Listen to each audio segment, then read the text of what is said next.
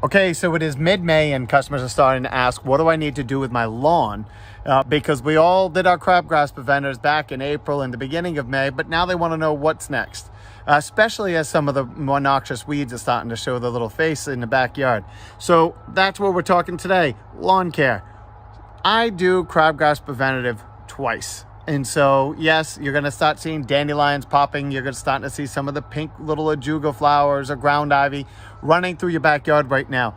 But what I recommend is if you have not fertilized at all this year, the lawn is still hungry and could use the fertilizer. Get down a crabgrass preventative with fertilizer.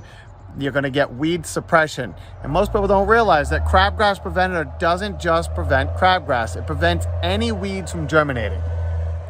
So if you go through and just put down your crabgrass preventative for a second time or for the first time, even though we're late, you're still going to get superior suppression of crabgrass because we're just starting to get some 80-degree weather, and that's when the crabgrass will start to germinate. But we need 80s on a regular basis. That soil needs to be warm. And we've been so cold for so long here in Rhode Island that I don't feel that crabgrass is really starting to ramp up yet. So you still have time there.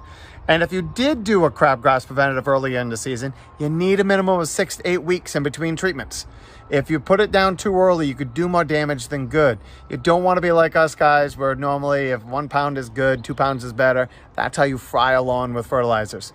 So put down your crabgrass preventatives, put down your fertilizers the way they're instructed. So a 5,000 bag only goes over 5,000 square feet. Don't do 2 bags. And you need a minimum of 6 to 8 weeks in between applications in order for that fertilizer to have done its thing, worn off enough that it's safe to do it again. So just to recap, if you put down your crabgrass preventatives earlier in the spring and fertilizer, count 6 to 8 weeks later, that's when you put down the next dose. If you do not have irrigation, I don't fertilize much into June. So late May, early June is our last fertilizer application for the year on the lawns that we take care of. So I recommend the same. We're usually still getting some rain. There's still enough moisture in the ground. I don't do anything over summer unless you're irrigating your lawn.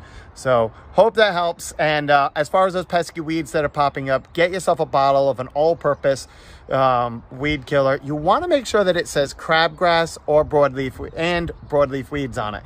That way, even if you don't know what the weed is, you can spot spray those areas, and odds are, even if it doesn't eradicate it, it may at least knock it back. So that should help. Take care.